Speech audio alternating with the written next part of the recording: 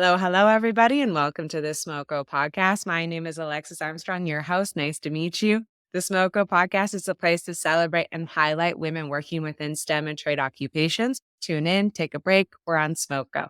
And today we're really lucky that we're joined by one of my favorite people of all time, soon to be Dr. Rachael Grey. We've worked together with IODP, which we'll talk about today. She currently is a PhD student at Kent State University in the Department of Earth Sciences. She studies geochemistry and specifically Arctic geochemistry, where she's trying to understand the effects on nutrient availability and primary productivity. Her research is focused on nutrient delivery and benthic remineralization and how that evolves under warmer conditions. She has worked for the International Ocean Discovery Program for a long time. She has sailed around the world. She also is a teacher. She went back and got her MSc in teaching from the American Museum of Natural History, where she taught 8th grade physical science up in upstate New York. So this is going to be a jam-packed episode where we talk all things her research, her time aboard the JR and sailing around the world, and also her time working as a physical science teacher. So Rach, it is so nice to see you. Yeah, great to see you again. I'm really excited to do this. Thank you. I'm really excited too. To start us off, and this is one of my favorite questions to ask anybody in geosciences, because I feel like geosciences is such an oddball career to choose and to go down. Could you walk us through how you chose geosciences and how you became an oceanographer and chemist, and really how you fell in love with this industry and this field of study? Totally. For a lot of people, a long story of getting there. There's not necessarily a lot of people who, at 5 years old, say, I want to be a geologist or be a geochemist. A lot of people find this field later on. And this is something that is a challenge for universities that are trying to bring in new students. How do we make students want to study this? I went to Ohio State University. I started as an English major, and it just seemed like something that was a path of least resistance, something I was good at in high school. And so I figured that would be an easy major and I would come out of it with a degree and then maybe go on to teaching or go to law school, something like that. I didn't really have a well thought out plan for what I actually wanted to do, but it just seemed like an easy path to study English. And then I had to take a science credit. So I took Geology 100, Rocks for Jocks class. And I think what really happened with that was I had a professor who just kicked off the class just by showing us pictures of herself, like in the Himalayas doing research, in the Andes doing research. And it was also like she was a young woman. It was just such a classic, like, you can't be it unless you see it moment of, oh, like, geologists are not all old white dudes. They're not all these crusty old guys that your stereotype in your head is. And also, this is a way that you can see the world. I didn't instantly walk down to the registrar and change my major, but that was the beginning. I took a few more classes because I needed a few more science credits. I think around my junior year, I realized that this is what I actually wanted to do. I changed my major. I got a Bachelor of Science in geology. And along the way, I also started doing research with a researcher on campus working on Arctic Ocean sediment cores, thinking about questions of how is the Arctic changing now? How has the Arctic Ocean changed in the past? How can we use sediment cores to reconstruct the history of the Arctic Ocean? And it's really important because the Arctic Ocean is very sensitive to climate change. Its changes there can drive further climate change. There are aspects of the Arctic that are real tipping points for climate change. So it's an important region to study. And until fairly recently, it's been hard to collect sediment cores from there because it's so hard to get long stratigraphic records under deep ice cover. So I started that project as an undergraduate. It was a lot of just lab work, a lot of just processing samples, pretty routine work. But there's something really special about working with this material that has been, so many people have worked so hard to retrieve it, precious material in that sense. So that was my undergraduate research project. That was my undergraduate job. When I was ready to graduate, it happened to be in the middle of a recession. I didn't have a job, and my researcher that I'd been working with had money available for a master's student. So it worked out for me to stay on as a master's student. And that was where I started to get more into the geochemistry of studying the ocean. I worked with some radiogenic isotope projects. We can talk more about that if anyone is interested in radiogenic isotopes. This was when I got into geochemistry during my master's project. And then my advisor also sent me out to be a participating scientist on a seismic data collection cruise north of Alaska. So I got to go to sea for the first time, probably the highlight of my whole master's project, even though it wasn't really directly related to my research. part of it. It was just a side project, but it was a really special experience. It planted this idea in my head when I was out there that there are people who do that full time, and staff members on scientific research vessels who spend huge chunks of their lives at sea supporting scientific research. That seed was planted in my head. A job came up working on a scientific research vessel, and that ended up being what I did next, which I think you know a little bit about. I absolutely love. I just love the whole aspect of people getting into geology, because I do think that there's also a pipeline directly of rocks to jocks to a geology major. So many people, they're like, yeah, I just took a bird course and then I ended up becoming a geologist like 2 years later. I do love that it was this like badass, like Laura Dern out of Jurassic Park type woman that showed up, that you were like, okay, this is going to be who I'm going to be. I also love that the side quest aspect, the one side project of your master's, ended up being your career for a long period of time, and being like, okay, I'm going to work on a research vessel. And this is now me. You worked for the IODP, which is the International Ocean Discovery Program, and you ran both the chemistry and the core description lab. And you worked there for years and you've sailed around the world. How many expeditions have you done? Did you actually finally do? And could you describe your time working for the IODP if someone is maybe unaware of the program or doesn't really understand what life is like when you're working aboard a research vessel? Sure. Yeah. So IODP at the moment stands for International Ocean Discovery Program. At the time I started working for them, it was actually stood for the Integrated Ocean Drilling Program, which is maybe a little more descriptive of what it is than discovery. Yeah. But IODP, the idea behind it is sending research vessels out to collect cores from the seafloor. So drilling into the seafloor below the water and pulling up these cores. And then the ships are basically floating research laboratories where once scientists have this material in hand, they can do all sorts of different analyses to figure out how old this material is, what kind of physical changes it's gone through, and reconstruct the geological history of that area. Think about things like tectonics, earthquake hazards, geochemistry, microbes, all various aspects of science going on below the seafloor. That's the basic idea. A different group of scientists comes out for every expedition, 2 months at a time, and just does science for 2 months straight. And then in addition to the science party, there is also a big support crew. Yeah. There's the actual ship's crew, the people who drive the boat, and people who take care of all of us, people who cook the food and keep everything clean and running smoothly.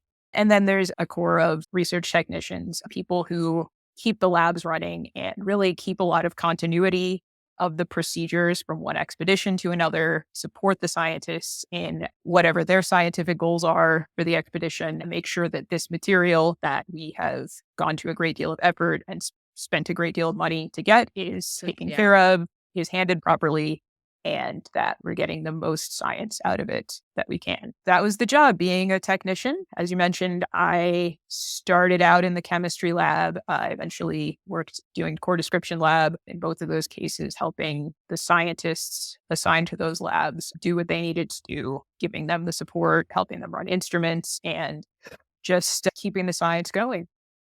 And how many did you sail on? Rich, did you ever figure out your final number?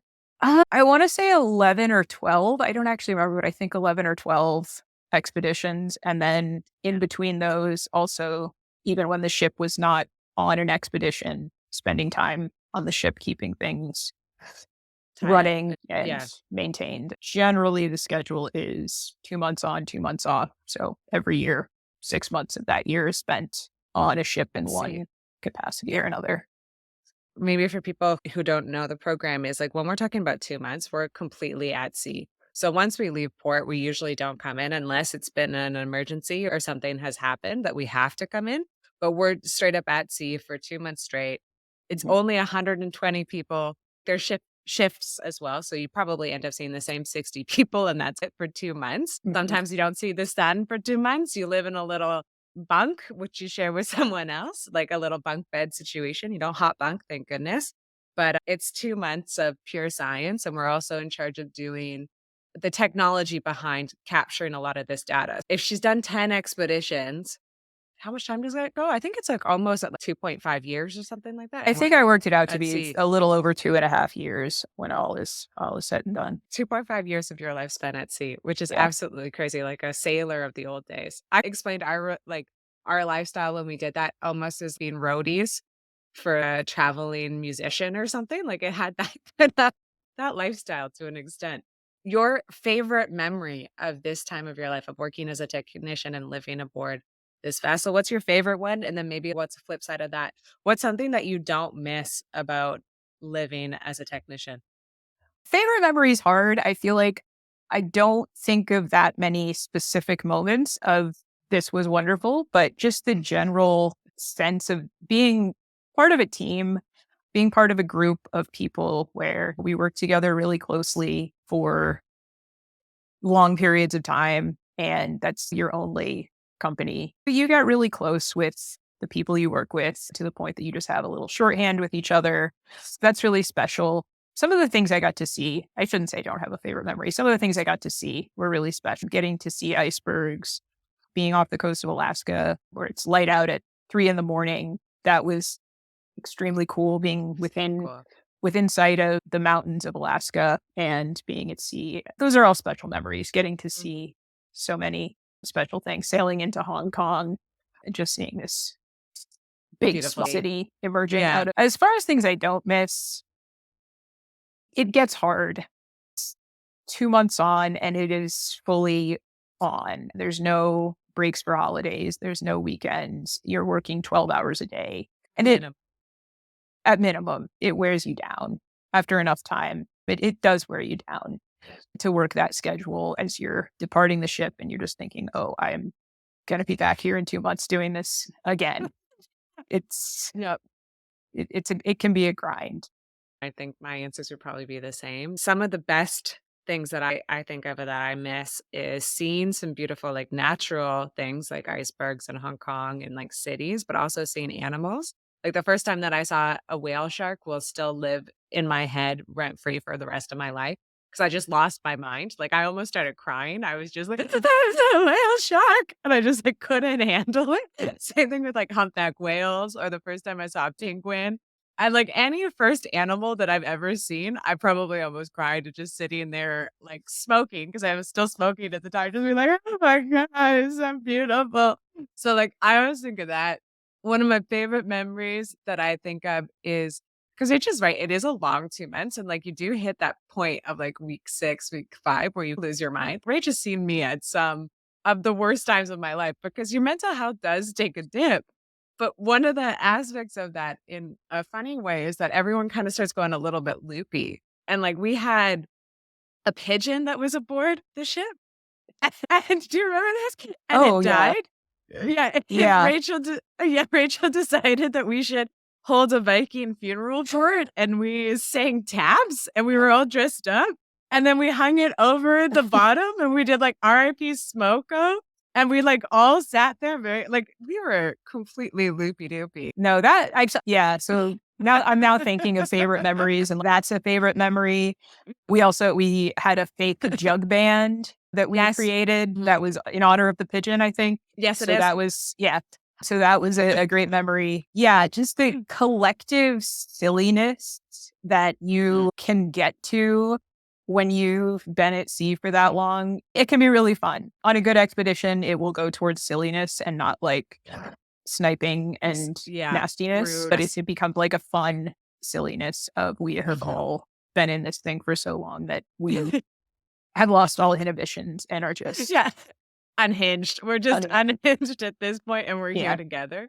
I love the unhinged goofiness that does happen on some expeditions. I think it's a really good thing to call out of sometimes with mental health when you work these type of jobs that it is 2 months. Like, and I wasn't joking, Rach has seen me at some of probably my worst times or like my darkest times. I think there was one where I didn't see the sun for 2 months, and I think I was actually starting to lose it, and Rachel had Yeah, to be like, "Lex, like, you are starting to lose it. Like, you need to maybe go and take a break and rethink this a little bit because you don't realize how tired you are and how your environment can affect like, not seeing the sun really did affect me.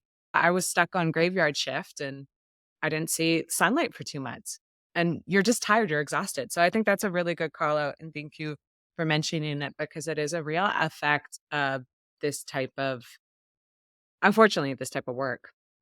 absolutely. Yeah, I will just say that I think you also saw me at some of my darkest moments too, so it definitely went both ways.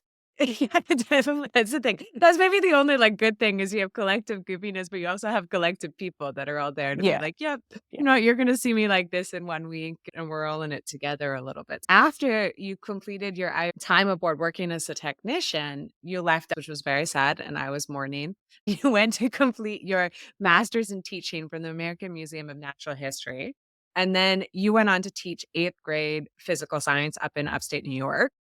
Could you walk us through why the switch to teaching? What made you want to become a teacher? And then what aspect of teaching physical science did you love the most? So I think I had always had somewhere in the back of my mind that I wanted to teach in some way. And then after I had gotten my science degrees and spent some time at sea, it seemed logical that science teaching would be a good step. There's always demand for science teachers. This program happened to be happening, is still happening at the American Museum of Natural History, where you can get a Master of Arts in Teaching and become a science teacher through this program where all of your education is paid for and you get to do it at a major research institution and cultural institution like the American Museum of Natural History. So that just seemed like the next step. While I was at IODP, I did start to feel my mental health wearing down. And I just got the sense that I didn't want to do this forever and it was time Yeah. to make the next move. The program was really wonderful. I had another really supportive, wonderful group of people around me going through the program with me. My cohort were wonderful and that was great. And I got a job in upstate New York in a very charming little town. The first year, not the full year, we'll get into that, was wonderful. Just connecting with students. I felt very well prepared by the program that I had been participating in. I still had a lot of support even into my first and Mhm. second year of teaching.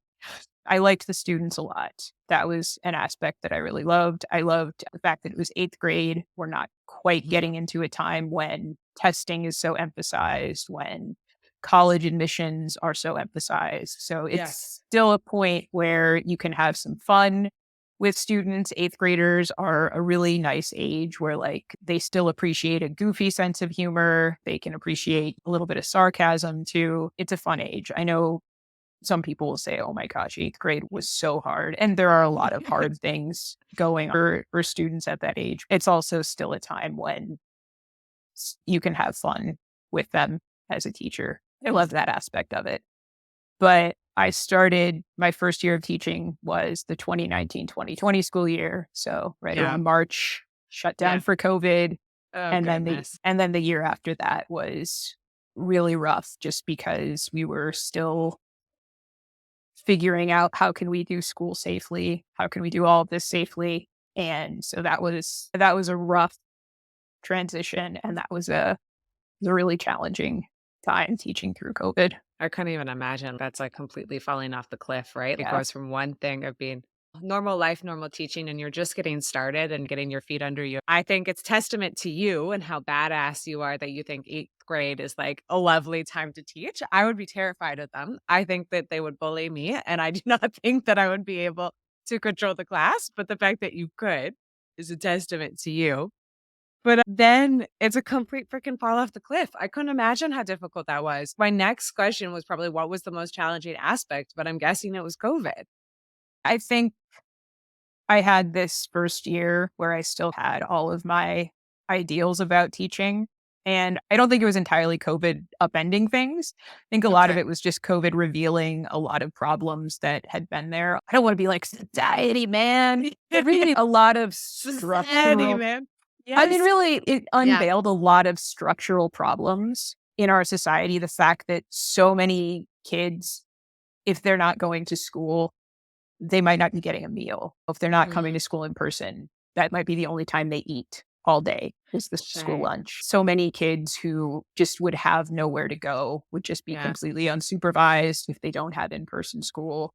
Yeah. All Uh, of a sudden. the struggle for so many of them that they signed up to do online school but didn't actually have the internet access that they needed. Or a lot of them were had to ride around in cars with their parents while trying to do school from a cell phone because that was how their parents' schedules worked when they didn't have school to go to. That was Oh, what was available for them. yeah. Oh my So goodness. it revealed a lot of just how much our lack of a safety net for Mhm. the most vulnerable students, how much it harmed them.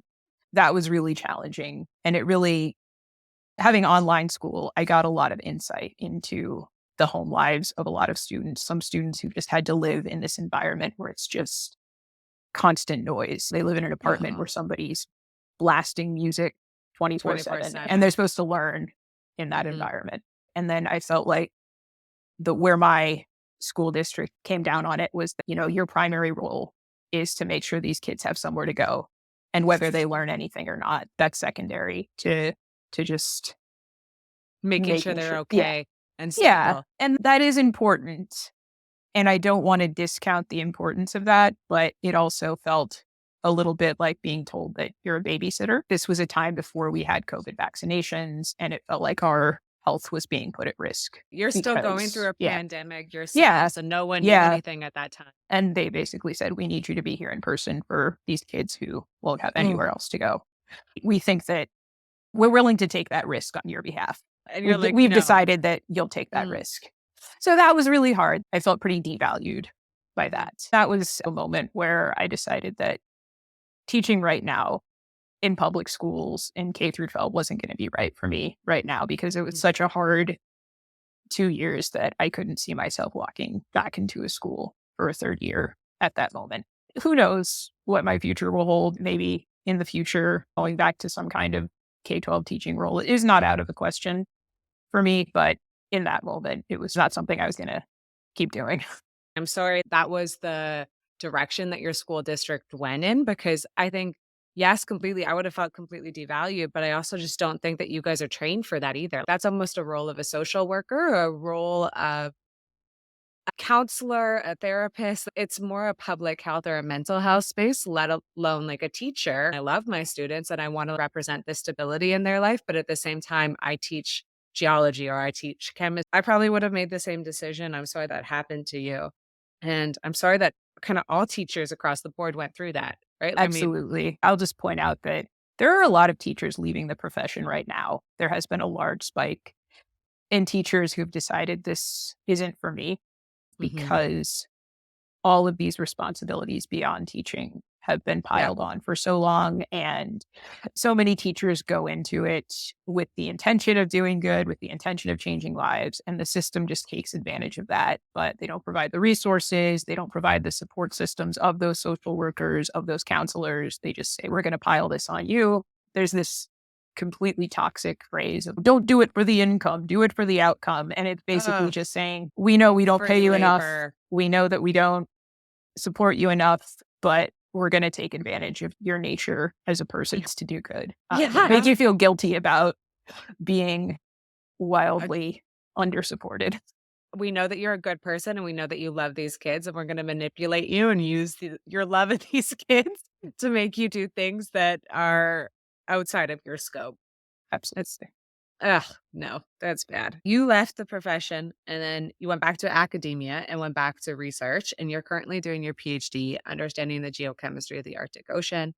The Arctic Ocean is one of the most rapidly changing warming regions of the world. It's super susceptible to climate change, and it's almost like the canary in the coal mine that it's one of the first indicators that there's a problem. You're studying how changes within the Arctic Ocean, it would have effects on nutrient availability and primary productivity. Could you walk through what these two things mean? What is nutrient availability and primary productivity?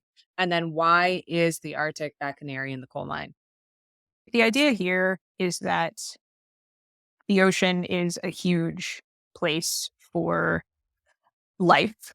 And when we say primary productivity, we're referring to the bottom of the food chain. We're talking about those organisms, single celled organisms in the ocean that are photosynthesizing, that are taking carbon out of the atmosphere, turning it into biomass, turning it into organic matter, turning it into what is going to fuel the rest of the ecosystem. And there are places in the ocean where that primary productivity is limited by what nutrients are available. So in some places, the ocean is limited by how much of the element phosphorus is available. In some places, it's limited by nitrogen. When that element runs out, that's the cap on Of how much productivity. of this primary productivity can have, how much carbon can be pulled out of the atmosphere and become part of this ocean ecosystem.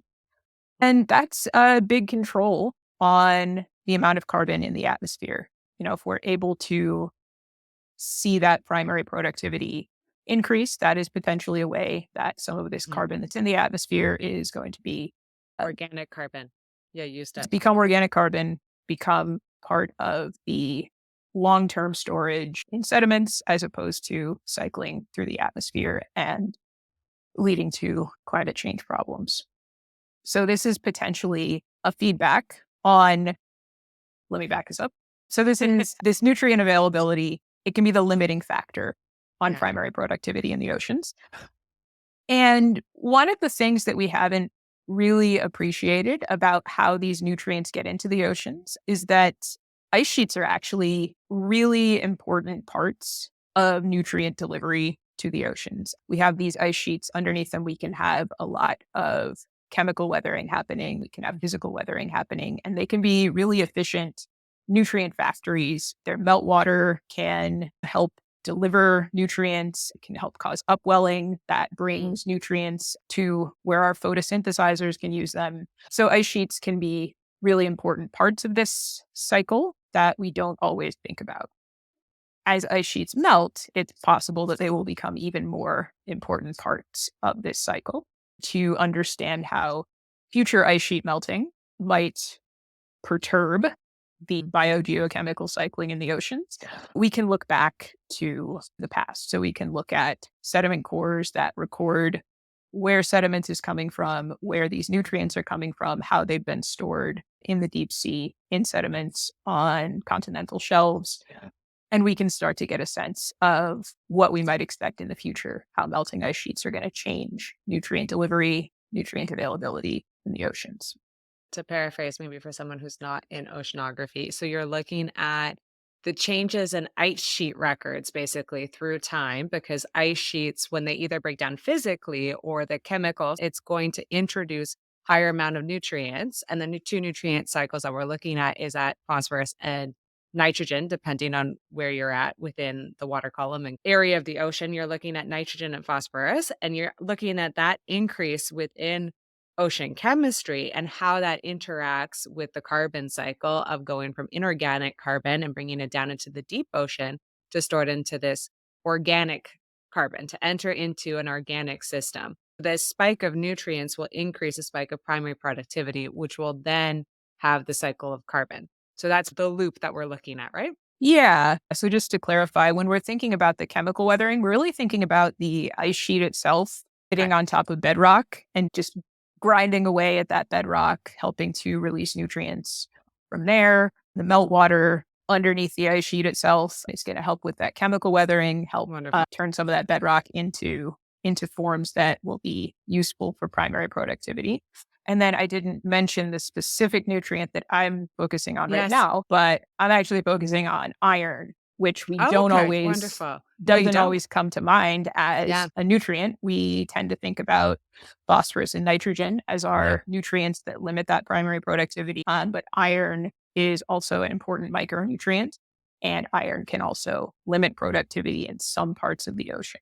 How does it limit primary productivity in some parts of the ocean? How is it tied there? So basically, the idea is there are parts of the ocean where there's plenty of nitrogen, there's plenty of phosphorus, but we still don't observe high amounts of chlorophyll. So we call these high nutrient, low chlorophyll regions. If we have those big ingredients of phosphorus and nitrogen, why aren't we maxing out the amount of primary productivity here? So in some places, other micronutrients are the limiting factor there. They're what we're missing to really kick that productivity into high gear. So there are places on Earth where iron is that nutrient. There's a lot of the ocean where iron is readily available. It's not a limiting nutrient, but in places like the Southern Ocean, iron is the missing ingredient. There's not as much productivity as there could be because there's just not enough iron. When you're looking at primary productivity and you're looking at a lack of iron, isn't like they're missing that nutrient. Are you looking at the same species of primary productivity? I don't really think about things on the species level. I think my approach is more just looking at where is the carbon, where is the iron, how much organic matter is getting stored. Thinking about the actual organisms is not really my focus, partly because I'm thinking on from a paleo perspective, we're looking at what we can see in the sediment record. We can't necessarily tease out the specific organisms, but we can tease out how much carbon was being stored, how much iron was available at the time.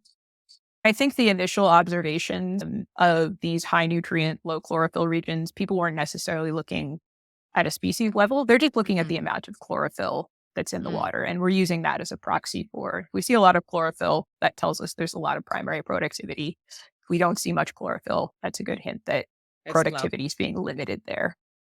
Could you talk through nutrient delivery and then benthic remineralization? And you're looking at how that will evolve under warmer conditions. You're looking at the past to predict the future. So you're looking past warm cycles. Could you explain why this is being used and how it's being used to predict the future? So nutrient delivery ties into those ideas of glaciers, of ice sheets as nutrient factories, what we're thinking about in terms of nutrient delivery, of how material is cycling from terrestrial, from land. I don't need to use big words. So how material is cycling from land into the ocean, how it is potentially either being stored long-term in sediments or if it's able to be used by organisms after it's been deposited or while it's being deposited. So we're thinking about what's leaving land, what's actually making it into the oceans, what's actually making it into sediments, what's being used. This is what we mean by nutrient delivery. We look at past records of how this nutrient delivery has changed. Ice sheets have changed as air temperatures have changed, as water temperatures have changed, because we know that those are also likely to change in the near future. And so if we can come up with a model of this is what's happened in the past when this ice sheet has been collapsing, when we've had temperature fluctuations, that gives us a sense of this is what we might expect in the near future or in the far future, how this might affect ecosystems, how it might affect fisheries, how it might affect human populations that depend on Arctic areas for subsistence fishing, things like that. The whole holistic view of the Arctic and every single different industry as well. From an iron perspective, how are you just specifically looking at how iron, if it is or is not in the system during all of those steps? Is that kind of what your research is really tuned in on?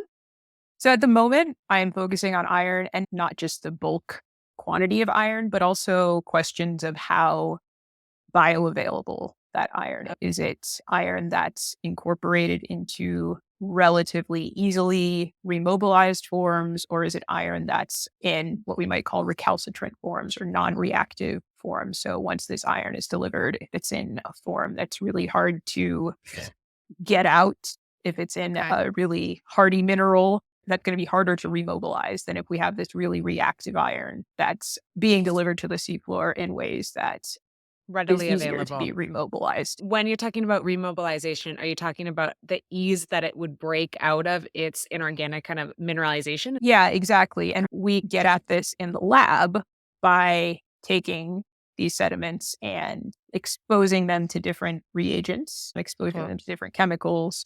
And then we basically just look and see this iron was able to be extracted very easily. One solution pulled it all out. This iron, we did 4 different things to it and it was still in that mineral form. So this is not going to be as reactive. So we can think about how reactive, how available this iron is. And where is both the active and non-active iron? Where is that coming into the system in the Arctic Ocean? What are the two big sources of iron in the rocks that you're looking at, in the sediments that you're looking at? We're still in the process of trying to Okay. figure that out. Our thinking is that, again, this glacial delivery from under an actively melting glacier could be a big source. That's a major concern.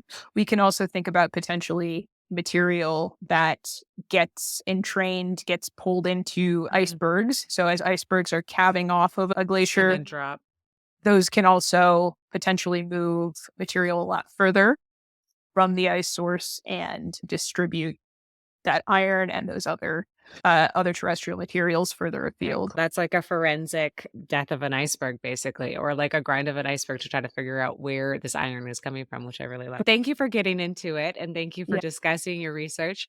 It's so interesting and it's just so cool because the fact that this one marker in geochemistry, how big of an impact it can have to primary productivity. And then in turn, how that's related to the entire geochemistry of the Arctic. It's such cool research. One aspect of your research that's coming up is you're doing an expedition with the IODP. So you're about to leave on fairly soon, in the next little bit, to Expedition 400. Could you maybe speak to this and about how cool and potentially surreal it is that you're coming back to our old job as a research scientist other than as a marine technician, and anything that you're really looking forward to or anything that's associated to this that you're excited about? Yeah. So this is a really cool opportunity. I'm very excited. We talked earlier about IODP. We have different groups of scientists on board for 2 months at a time. So I'm going to be one of those scientists now, which is really exciting, a little strange, but really exciting. I'm going to be sailing as an inorganic geochemist. So back in the chemistry lab where I started, we're going to be sailing off the coast of Greenland. We're going to start out in Reykjavik, Iceland. We're going to sail to Cool. Northwest Greenland. We're going to hopefully drill some cores, get some material, and answer some of these questions that I've been asking about nutrient delivery, about biogeochemical cycles in this context of Greenland, an ice sheet that has gone through a lot of glacial cycles, has potentially been entirely gone and then reformed multiple times over recent-ish geologic history.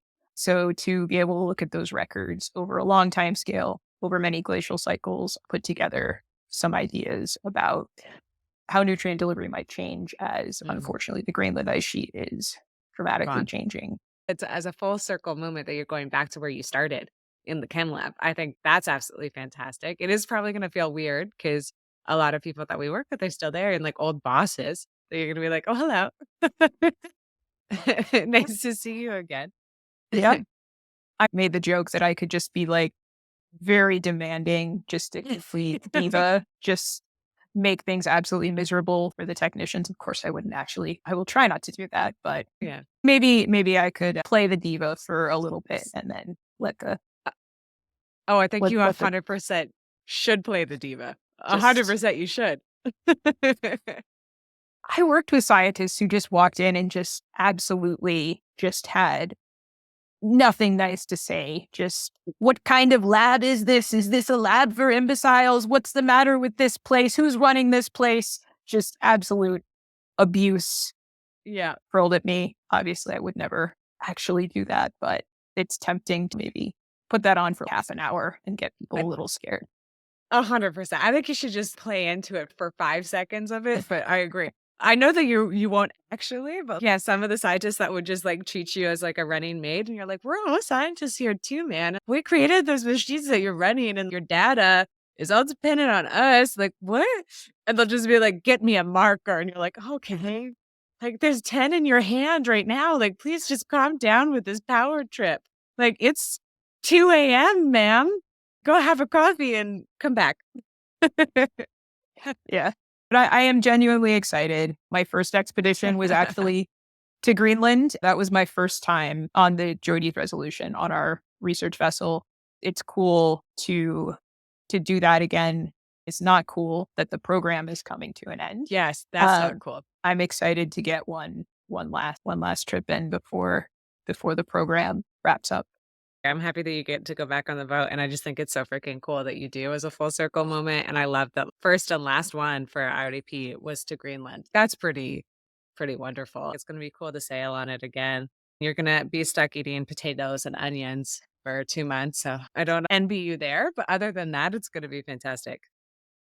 Yeah. You've had such a cool time in STEM and you've done so much. You've done academia and doing your master's at Ohio State and now PhD at Kent State. You've worked for a US national program and an international program with the IODP for years and sailed around the world. And then you worked in education and early education as a teacher. Like, I feel like you've done every aspect of STEM. Because of that, could you maybe speak to this idea of women in STEM? Because I think you hear that phrase a lot about being a woman in STEM. Is there any misconceptions about that title? Do you feel a certain way about it? Can you maybe speak to that? Because it's a buzzword that's used a lot. Yeah, I don't know that I can think of any specific misconceptions about women in STEM, except maybe it's a misconception that there's anything universal about Mm. being a woman in STEM, there are going to be experiences that a lot of women in STEM have, but I don't know that any one woman's story is going to be universal. I know that different people are going to face different challenges having assumptions made about them. We think a lot about how being a parent, being a mother is still stigmatized in a lot of corners of STEM. Ideas about what women can do. We're luckily no longer living in a time when women aren't allowed to go out on research vessels because they're just not considered spaces for women. The Joides Resolution has always had women when it's been functioning as a research vessel. So I'm proud to be part of that long line. So this is an answer that's going anywhere, but No, but it's a good answer. just that there's no one experience as a woman in STEM. I'm lucky to feel like I don't feel like I've ever been held back because of my gender. I've maybe been in environments that I felt a little uncomfortable in, for sure, but I don't know that I've ever felt that doors have been closed in my face. because of I know that's not the case for other women. I don't want to yeah. be a person who says it's not a Oh, problem for me. So it's not a problem for yeah. anyone. As a scientist, I'm not going to use a sample size of one to make that conclusion. I think all we can do is listen to each other and support each other and recognize that my experience is not your experience, is not someone else's experience. I have fellow students who are going through things, are having challenges that partly might be tied to their gender in very subtle ways that they're being treated because of their gender. We want to recognize that is still something that people face. No, thank you for that answer. And I honestly think that's a perfect answer for this question. It was a little bit of a vague question, to be honest with you, but it's because it's such this like universal phrase that you hear all the time to be like, what is it like to be a woman in STEM? And you've done over every single aspect of women in STEM. So I wanted to ask you about it and about that kind of stereotype or that misconception. And I think the answer of being like, yeah, my experience as a woman who happens to work in STEM is not the representation of women in STEM. And I think that's where we need to move from that buzzword to be like, yes, every single experience is going to be individualistic. I love that you've had a wonderful experience and you haven't felt limited by your gender being in this industry. But then you're right. It's not going to be the experience of everyone. And we're going to know people close to us that have struggled because of their gender in some way, whether it's overt or very nuanced or what have you. It's gonna look different for every person. To wrap us up, I have one last question. But lastly, what's something that you're currently looking forward to and that you're currently working on? There's a new episode of Succession on tomorrow night, so that's as far as I can. No,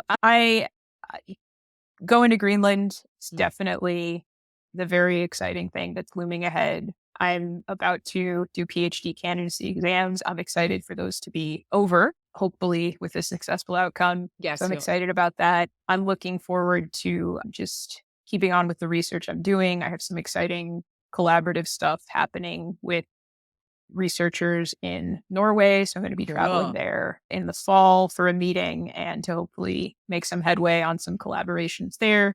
It's juggling multiple projects at once, but they're all really exciting projects. And I couldn't feel any more lucky to get Oh, to do them. it's just such a blessing. I love to see you so happy and to see you so excited. And you're right, like Expedition 400 is coming up. It is going to be so freaking cool. You're going to ace your candidacy exams. Norway is going to be so cool. What are you collaborating on? What is that project? So the materials I've been working on so far are part of what the Nansen Legacy Project. Okay. So this is a project based in Norway, based after their national hero, Nansen, Arctic explorer. The sediments I have were retrieved as part of this project. I wasn't on it. It was something Mhm. my advisor was on before we knew each other.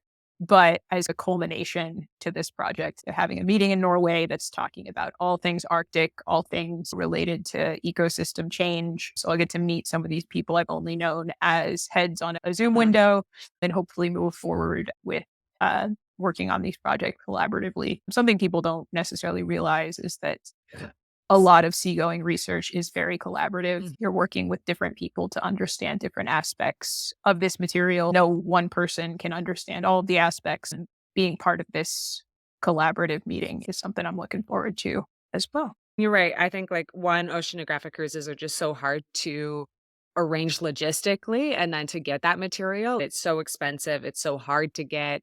Like a lot of blood, sweat, and tears go into it. So I think that fosters collaboration just because you have to. Enjoy your time in Norway. That sounds amazing. Thank you so much for the time today. Thank you so much for coming on. It was so good to see you. Thank you. It was a lot of fun to talk. Awesome. Cool. Thank you, everybody. This was the Smoko podcast. Thank you for listening, and we will see you next week. Bye.